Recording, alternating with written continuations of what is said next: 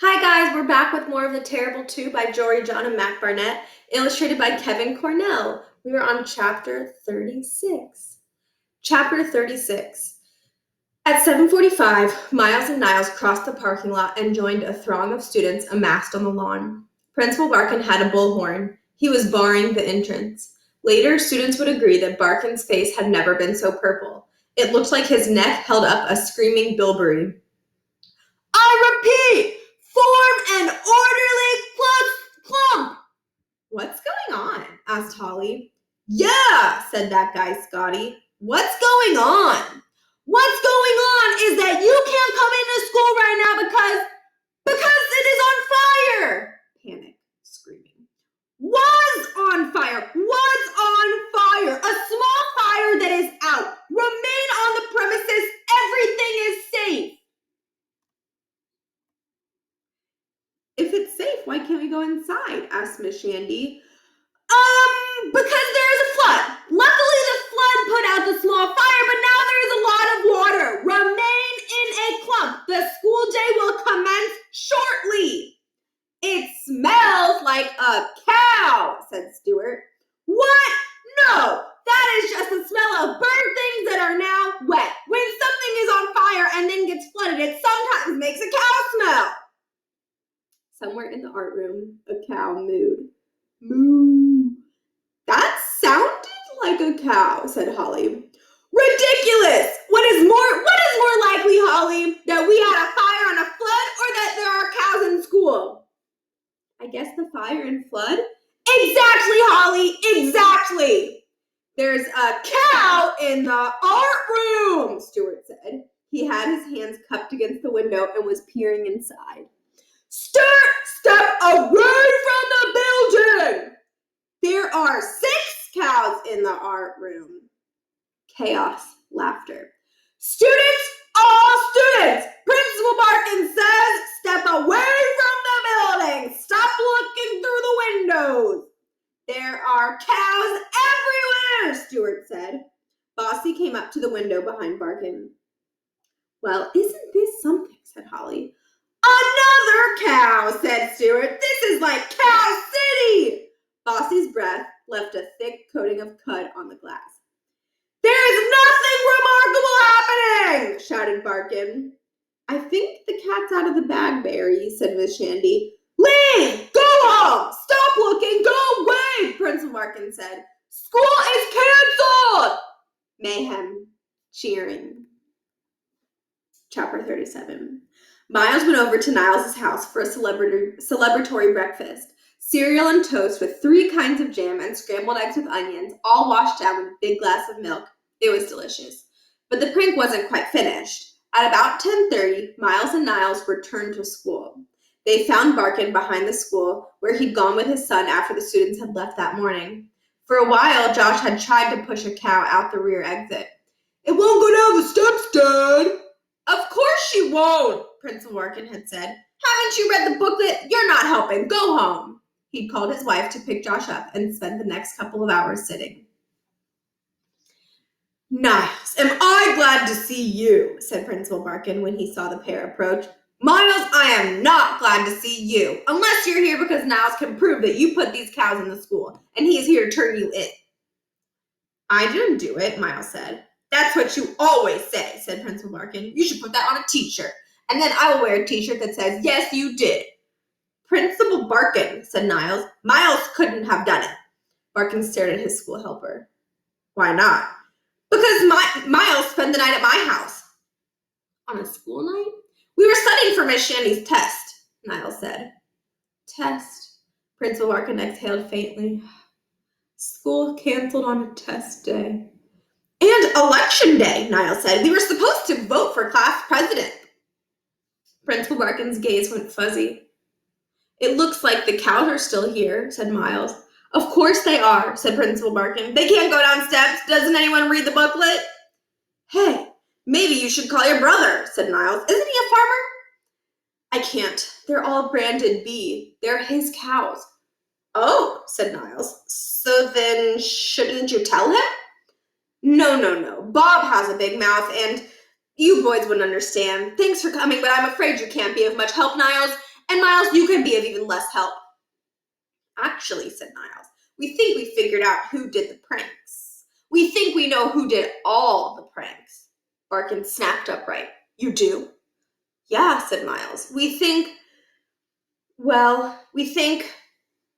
it was Josh, said Niles. Josh who? Said Principal Barkin. Josh Barkin, said Miles. Josh, my son, Barkin? Said Principal Barkin. Yes, said Niles. That's insane, said Principal Barkin. Is it? Said Niles. Think about it. He would have access to your car keys and the keys to the school and even the locker combinations. Maybe Josh is the one who framed Miles with the pie catapult. I mean, we know Josh doesn't like Miles. Well, nobody likes Miles. He's a prankster.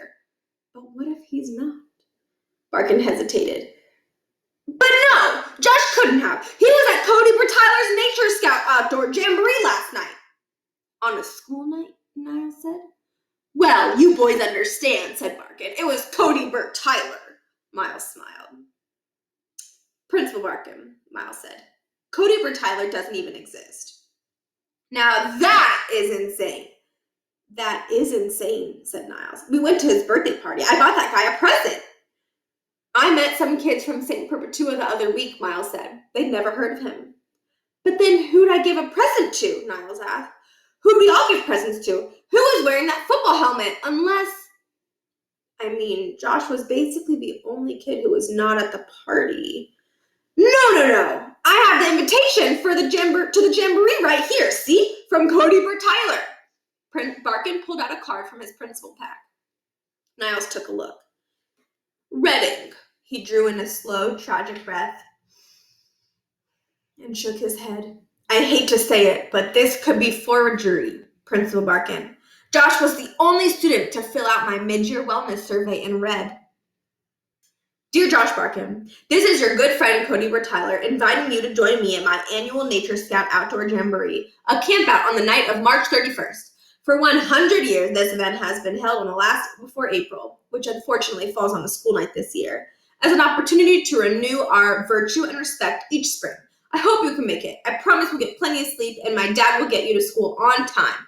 Respectfully, Cody Bertyler. For once, Barkin didn't go purple. He went pale. Excuse me, boys, I have to make a phone call.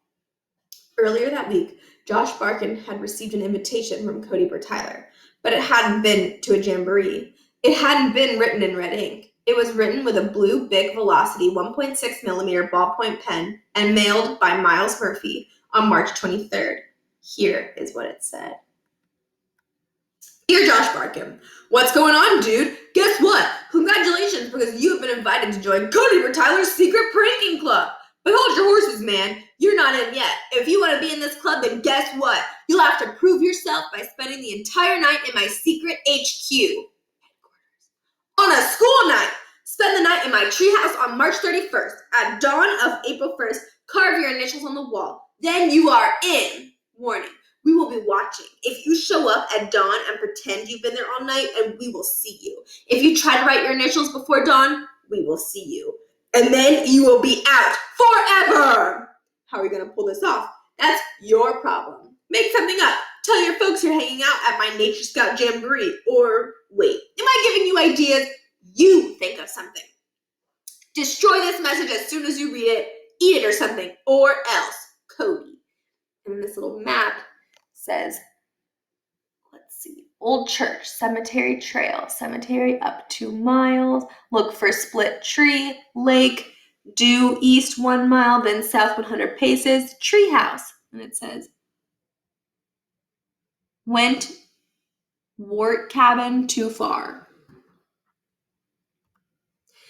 It took a brief principal-to-principal call for Barkin to verify that Miles and Niles were right. Nobody named Cody Bertyler was enrolled at St. Perpetua, but at home, Josh Barkin swore Cody was real.